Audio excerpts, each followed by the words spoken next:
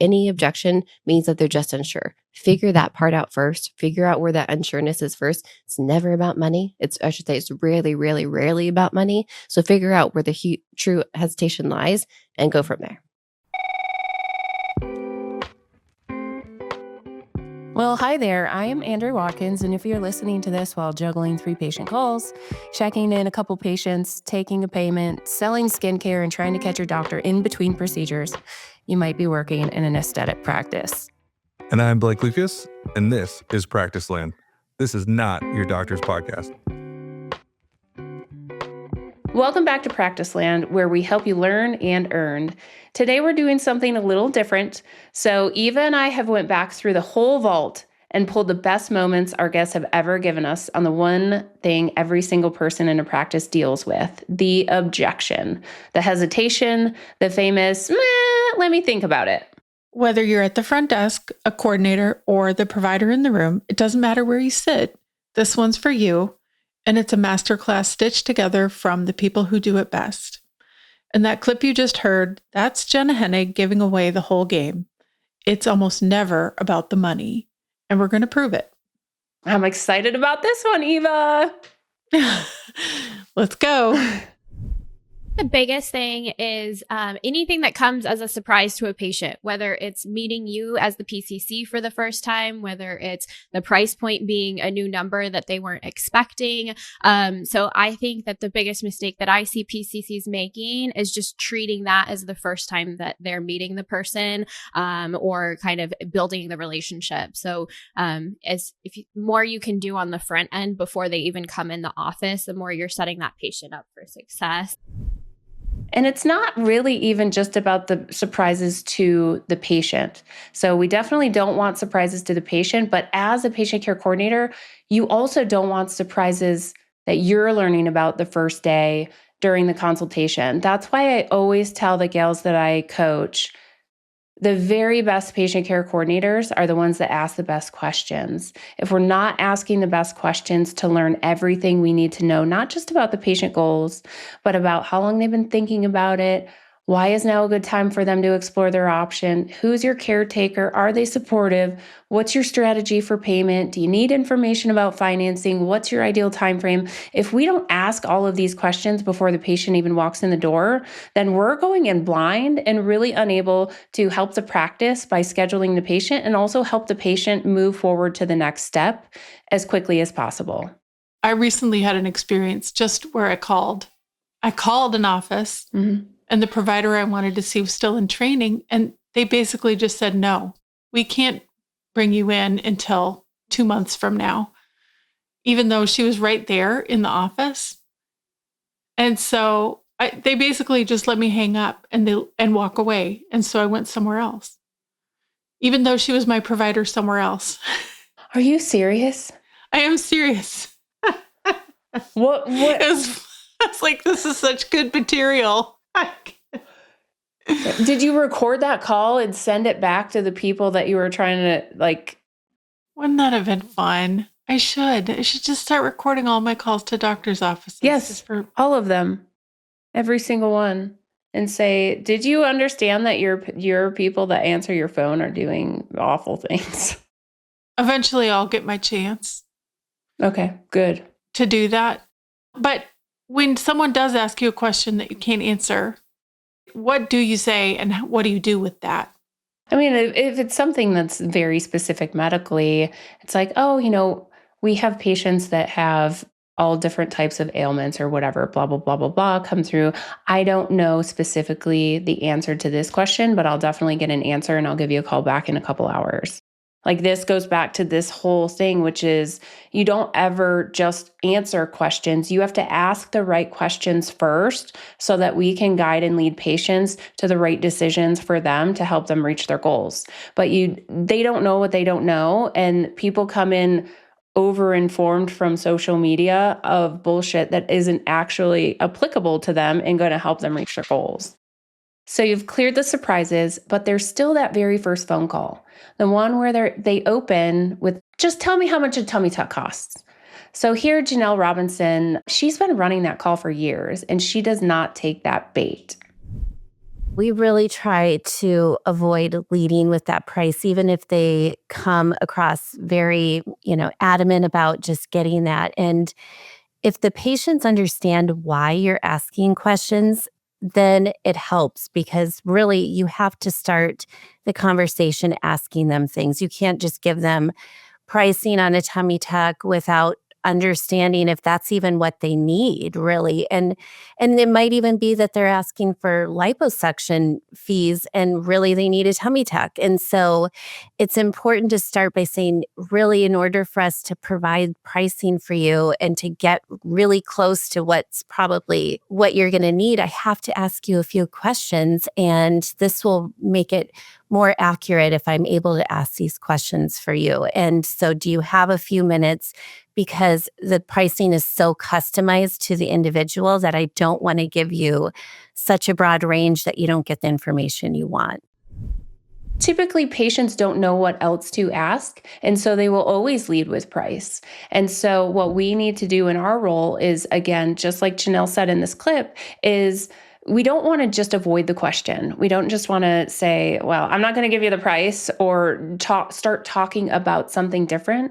What you want to do is assure the patient, absolutely, I always want to give pricing to any patient that I talk to on the phone. What I'd love to do first is learn a little bit more about you, your goals, your current anatomy, so that when I do give you that ballpark pricing, it's really going to be aligned with what's going to be applicable to you to help you meet your goals.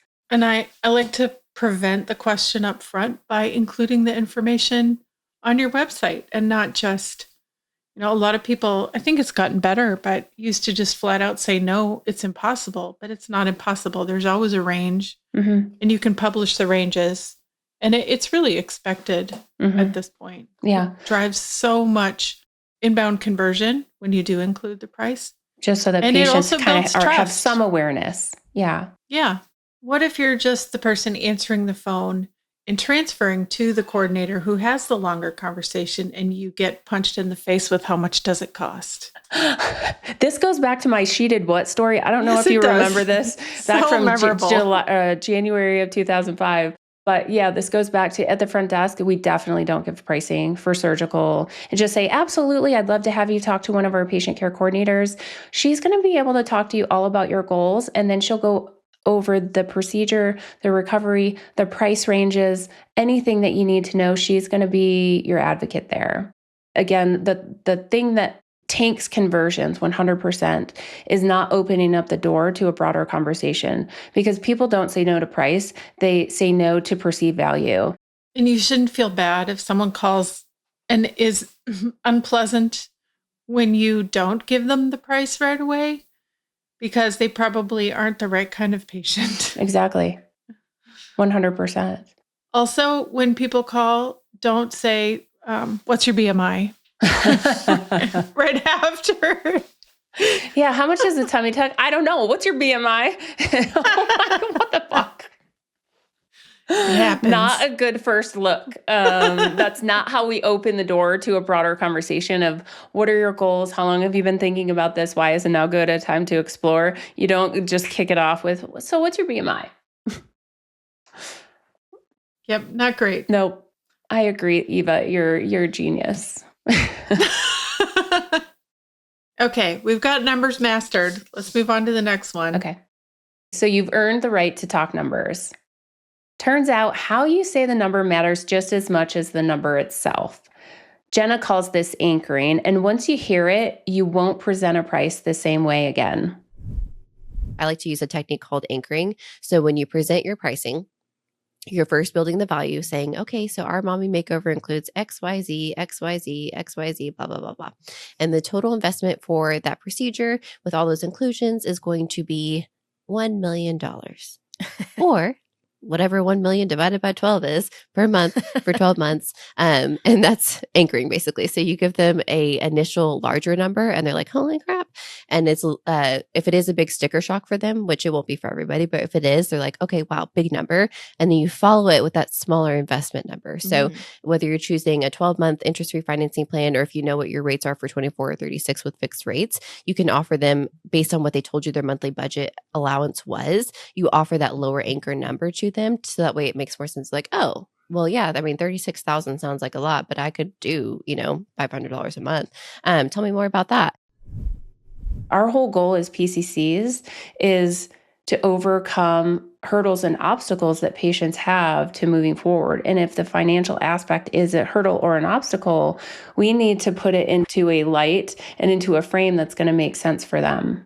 And this leads right into our next critical clip, which is anchoring basically sets up the number. And then this next one is the exact sentence that hands it over without the patient ever putting up their guard. So you're going to want to steal this word for word. Do it like Alli does it. Do it like I train the gals that I coach. It makes that transition so much more flawless. Is it something that you've been saving up for already, or is it something that you'd like me to share financing options on? It's a really gentle way to ask them if they're going to need financial support, because it's kind of assuming nobody has, by starting with, have you been saving up? It is assuming that nobody has that amount of money sitting aside. So it doesn't put anybody's guards up and they're not like, oh my gosh, I don't fit in here. I don't have the budget for this. It's like, have you already started saving for it? Or would you like me to share financing options? Because if you want that, I'm the gal for it. And I've never had someone kick back when it's asked that way. I mean, this is exactly what I train everybody on. And I'm like, you have to say this sentence directly after you provide the ballpark pricing. Because if you just provide ballpark pricing and then leave it hanging, then they're like, you don't know what they're thinking and you're not helping them to actually process the number. And so, before you give, I would like to just say, a quick timeout. Before you give the actual ballpark, you're building all of the value and what it includes. So before you do drop that ballpark, you want to say, so as far as pricing is concerned, do keep in mind that this ballpark range, it does include all of your pre and post-op care. It includes your surgeon's fees, your anesthesia fee, your OR fees. At our practice, we actually also include hyperbaric chamber. We have lymphatic massage, and we also do lasers to help you get the very best result for your scars from the incisions. So it's a lot that's packed into this one price, into the investment. And so when we're looking at that, it could be as little as $27,000, as high as $32,000, just depending on what your unique surgical plan comes out once you have your physical evaluation with Dr. So-and-so. Is this something that you've been saving for, or would you like some information about financing? So you need to build the value, drop the numbers, and go straight into this sentence. This is what you mean when you say you're building value, is you're telling them everything that is included in that all-inclusive price. Because they don't know that either. Exactly. They don't know what's all included. Exactly. And we're used to going to the doctor and nothing is included. Exactly. You got to pay extra for this. You got to pay extra for that. Exactly. And so another thing is know your doctor and know what is your differentiator. Know what you guys do if you include scar gel, if you include pre and post-op supplementation, if you include pre and post-op IVs. All of the things that you do that are included in this. With facelift, all of our facelift patients, they receive $1,500 in skincare so that you can really care for your skin and your face after you get through that healing. Like I've worked with dozens and dozens of practices across the US, and everybody does it a little bit differently. If you're a body doctor and every single tummy tuck gets liposuction, you want to also say that right in here. Remember, we're pretty unique with every single tummy tuck. Our doctor actually does 360 lipo. So you're basically getting that second procedure along with the tummy tuck, blah, blah, blah, blah, blah, included in this price, blah, blah, blah, and with your investment. So if you can't tell, I'm really trying to stop saying price and start saying investment. It's just little tiny tweaks like that I'm trying to get my brain to. I'm trying to say payment plan and not financing. Yeah, it's payment plan, not financing, scheduling, not booking. We're not booking patients. We're not like booking somebody in jail or booking a hotel room. We're scheduling patients for a life-changing procedure. I'm trying to come up with this whole list of luxury language. I also don't refer to people as patients. I refer to them as people. Well, patients are people. I oftentimes hear people will say clients. They're not clients, they're patients. There's it's all things that one person might like it one way a little bit more than others, but there's a luxury language that we definitely can get away from some of the more crude words, I think. You're right. And this is how culture gets built in a practice, is with language. Team staff, like people that say my staff, I hate that, and I will fucking hate that until the end of the earth. I got that one from you. I don't say staff anymore. Stop saying staff. Since you told me that. Nobody is your staff. When I think of staff, I think of like butlers with white gloves that are running around, like serving rich people. Like that's not what we're doing. We're serving others in a way where we're changing their lives, and we're all a team, and we got to work together. Doesn't matter if you're the leader of the team or not the leader. We're all a team, and we need each other. Stop using staff, please. People. I see it on websites. It says our staff. And every time I see that on an S3 website, I'm like, can you go in there and change that to our team? Yeah. Just like subconsciously, I truly do believe that the words that we say have an impact on the way that everyone's perception. It's a wonderful rant, and I completely agree. We have an entire list of words here that we're not allowed to use because of that. Exactly. You do? Yes. Will you send them to me? Because I'm putting together like a list, and I would love to just like distribute it to everyone and say, oh, here's another one. Oh, I love this topic. Provide is not a word that is allowed here. We deliver. Love that. I never even thought of that. Mm-hmm. Provide is a weak word that does not speak to what's actually happening. It's just sort of like, here you go, take it or leave it. Yeah. But deliver is elevated. I love that. And if you're listening and you're a word nerd like us right now, please tell us what other words we need to include on the list, and we'll 100%. And we can send this out to our distribution list and all of our, literally all of our people, because it's, and I hate that I say literally as well. I keep hearing that only dumb even my people 5-year-old says literally. She says it all the time. Yeah. Literally. I need to stop, cut it out. I think awareness is the first step in making change, right? Love it. Okay, so notice that nobody on this episode is scared of price, and that is not an accident. It's just a belief. Here's Jenna on the mindset underneath all of it. What I want is price is literally never, ever, ever, ever an obstacle or barrier. You can always make adjustments. So it's easy to be confident when everything goes smoothly. But what about when the financing application comes back denied? That's the moment that most teams freeze. Janelle's team has a rule for it. We don't give up. So there might be other options in terms of, first of all, we'll have them apply for every lender possible, but also maybe using a co-signer or another person to apply on their behalf. That actually, people, if they're determined, they will find that person. And so sometimes, exploring a bank relationship where they might already have accounts and a relationship with, that's an option. It's not a common scenario where we can't come up with some solution. I mean, we've even used the doctor financed option with PatientFi before, where if they can come up with half of it, that's sort of our requirement. If you can come up with half, we'll kind of take on the payments as like a custom payment plan, right. So we've gotten creative with that too. We know from Blake actually that PatientFi sometimes will approve one spouse and not the other. So that is an easy one to try next, as if your own credit doesn't get you what you need. Maybe the person in the other room in your house can get it. And it's the same thing. You have to put as many tools in your toolbox as possible so that depending on the obstacle or hurdle that your patient has, you know exactly which one to pull out for this specific situation. That's right. One thing I also particularly appreciate about PatientFi is that it's not a hard credit check. Yes. It's nothing to just see. Yep. And if you know before your appointment, then there's nothing to worry about. Like you can check on your own right now and know before you call a plastic surgeon's office exactly what your answer is going to be before the question is even asked.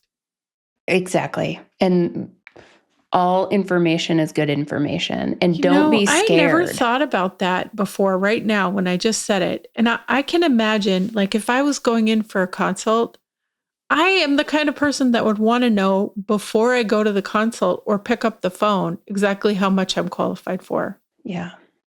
Well, and that's how you are, but there are a lot of people that they're just scared and they don't want to know what they don't have to until it comes, like, until they're like literally standing at that door. And there, I said it again, until they're standing right at the door and like, you have to open the door. I understand why people don't want to take the extra step, but that's also, again, why it's so critical for a PCC to know how the tool works and to build the value around how it's zero risk and it's 2 minutes of time commitment. Again, it comes down to clarity is kindness. And if you're clear about all of these things, all you're doing is being kind to others and setting very clear expectations and helping them really envision, how do we take that next step? How do I reach my goals?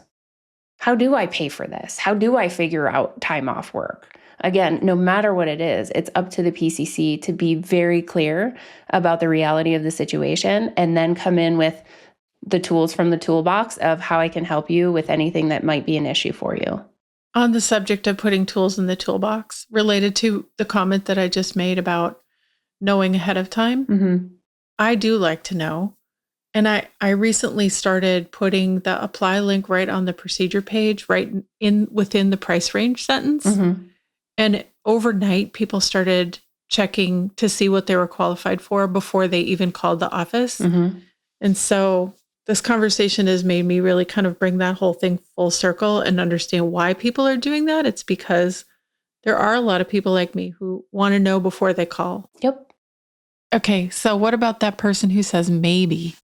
So not every patient is going to give you a clean yes or a clean no. A lot of times what we get is maybe. Maybe I need to think about it. And Alli's going to tell you here, this maybe is not your cue to chase them. It's your cue to lead them.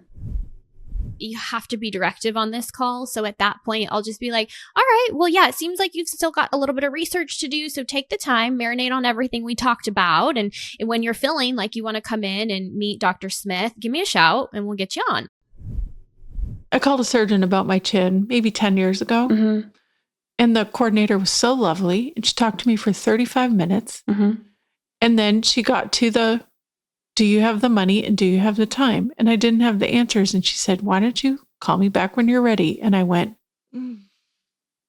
wow, you're not going to try to convince me? Yeah. I instantly had an enormous amount of respect for that practice because they didn't want me coming in and talking to that doctor about my chin when I wasn't ready to do anything about it. Yep. Absolutely. It reeks of desperation when you're just trying to do anything that you can in order to convince someone to do what you want them to do. I can sum this up nicely with people never forget how you make them feel. And so if you are recognizing that they're not ready, the most important thing you can do is leave them with a feeling that is positive and not negative. And if you dismiss them in this moment because they're not ready, they won't come back. Yep. But if you show that you do care and you are supportive and you are there to be helpful, this is the greatest competitive advantage you have. And truly, when I did that, when I had that experience, it was genuine. I wasn't secret shopping. I truly was interested in picking up the phone and talking to that office. And I left with a feeling of respect for them. And I would return to them today, 10 years later. That's building pipeline for the future. That's an incredible impression. And another thing that I don't think we talk about often enough is when you seem pushy, desperate, or throw discounts in to try and get people to do things that you want them to do, it also diminishes the value and the respect, to your point, that the patient has for the practice and the doctor and the experience and the outcome. And you don't get good patients that way. When your patients respect you and they value what you do as a professional service and outcome, they are better patients. They're going to have better outcomes. They're going to be more compliant with the things that you tell them must be done pre and post operatively. The whole process is going to be better when your patients respect you. Instead of writing a negative review, they would pick up the phone and talk to you because you have a relationship and it's not a transaction. And here's the part we don't talk about enough. A lot of objections, they really have nothing to do with money. Sometimes it's pure fear. Listen to how differently the same moment lands depending on who's in the room. And the patient was like petrified of anesthesia. Like she's like, I'm just so scared of anesthesia. I'm so nervous. And the nurse was just like, yeah, you're going to be out. Like you're going to be fully asleep. And she was being transparent. I remember you telling me about this and I was like, yeah, she's being transparent with the information that she knew. So like, that is just, that's what she knows. But this is good to have a PCC in there, a trained sales professional, honestly, to be able to gingerly hold that patient's hand right there. Oh my gosh, I used to be terrified of anesthesia as well, but talk about who's doing their anesthesia. Talk about how many surgeries they've done with Dr. Smith. Like he's, there's this team, call them by their name. She hit the nail on the head with this. Yes, the investment is an obstacle for many people, and it's not the only reason. It could be the fear. It could be the scarring. It could be time frame. It could be my husband is not supportive, or my parents aren't supportive and I'm 22 and they're helping me pay for this and carry my health insurance. I live with them, whatever. There's so many other objections that we come across that, again, it's about building your toolbox so that you can have those deeper conversations with patients to eliminate fear, help overcome, talk to the husband, talk to the parents, whatever it is we need to do to help the patients, again, be prepared and feel fully safe and confident moving towards the next step. Across every podcast that we produce, the anesthesia episode is always one of the top ones. Really? Because until I saw the data, I didn't realize how important that was to people. Mm-hmm. But when they're getting ready to have surgery, they always want to know more about that. Yep. And so those episodes end up being really useful. Yep. Well, and that's a huge, again, this is a place where as a PCC, you need to have tools like a podcast to share with your patients? Yes, have tools like a podcast to share with your patients. And in the hands of the PCC, in the hands of the people communicating with your patients, they need to know exactly who your anesthesia providers are and how long they've been working with the doc and what their certifications and their education and all of the things are, so that for these patients, for example, in Alli's example, so you can lean into that. And so again, it goes back to asking the right question, what are your goals? How long have you been thinking about this? Oh my gosh, for like 12 years. Well, why is now a good time to explore?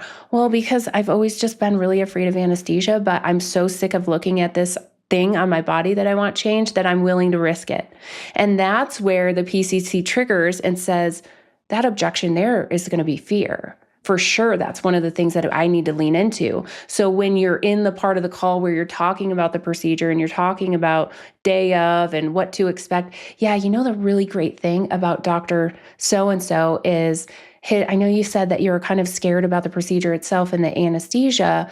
Our anesthesia MD anesthesiologists, they've actually been working here in our facility with our doctor for 17 years, and we have never had a serious patient event.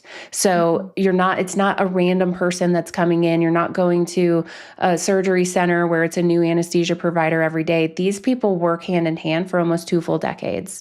So again, whatever it is, you got to ask the right questions so that we can figure that out, pluck the tool off the shelf that we need to lean into to really make the patient feel safe, comfortable, and prepared to make a decision. Well said. So that's how to do it. Before we wrap, let's talk about how to blow it.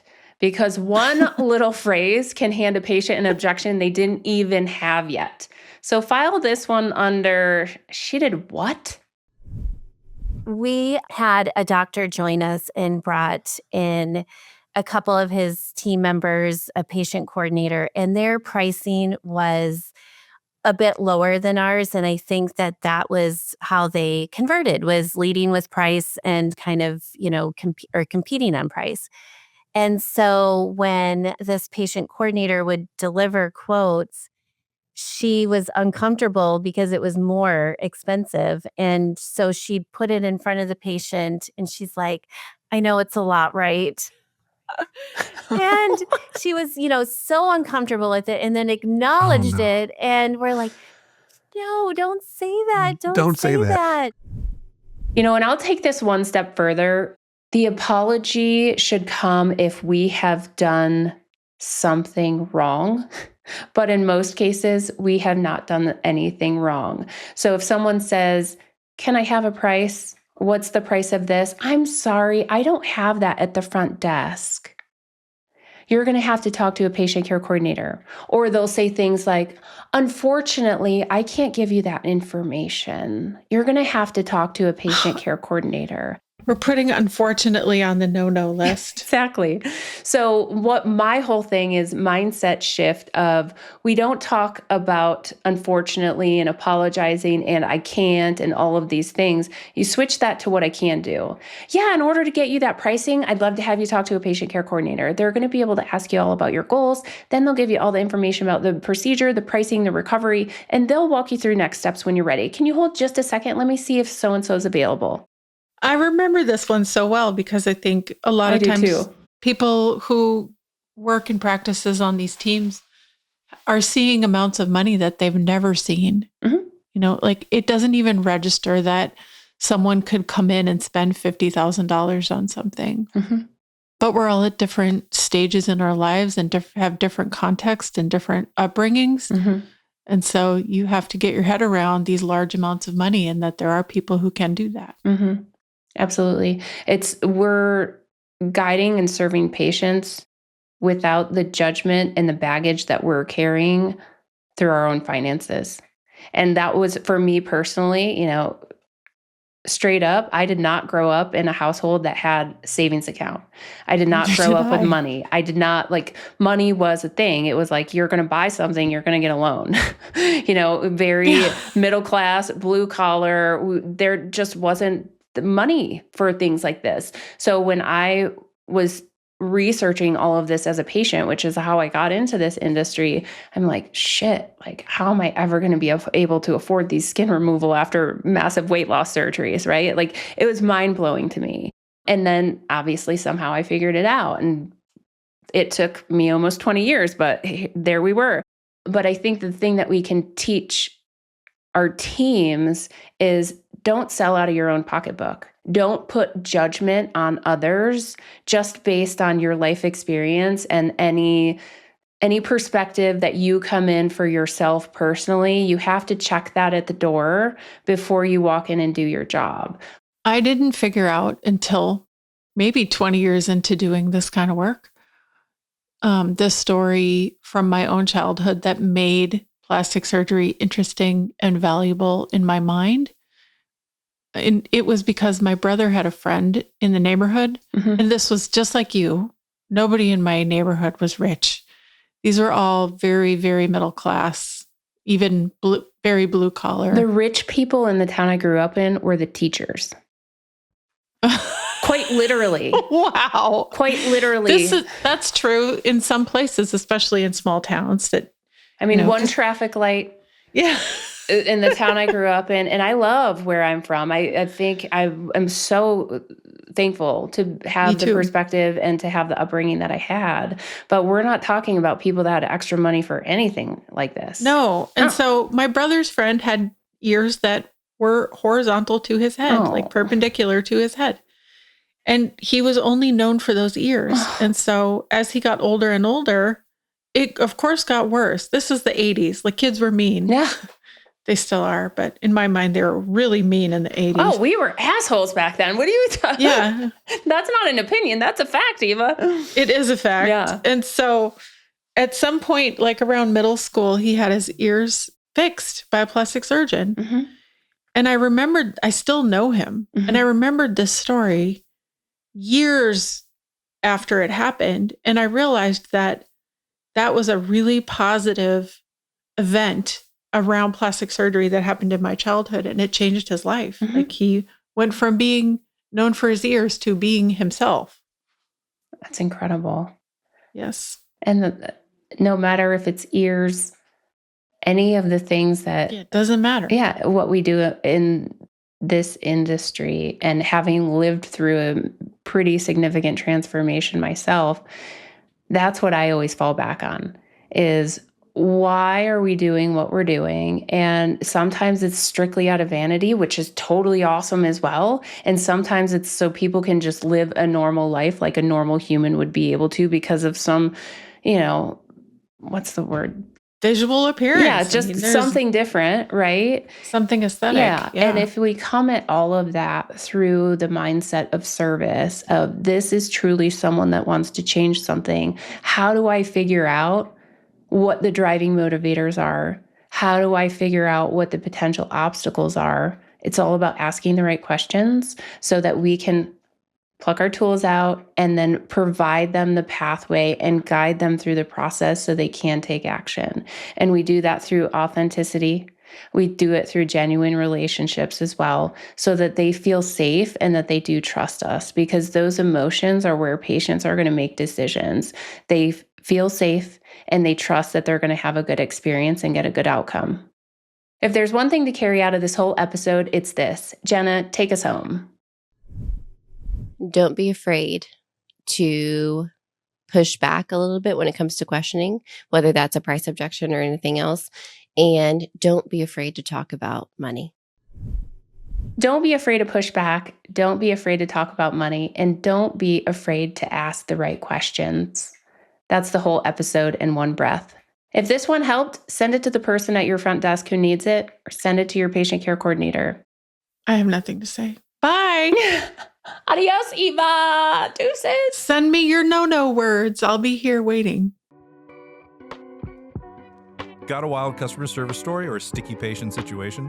Send us a message or voicemail. If your tale makes it into our She Did What segment, we'll send a thank you gift you'll actually love. Promise, no cheap swag here. Are you one of us? Subscribe for new episode notifications and more at practicelandpodcast.com. New episodes drop weekly on YouTube and everywhere you can listen to podcasts.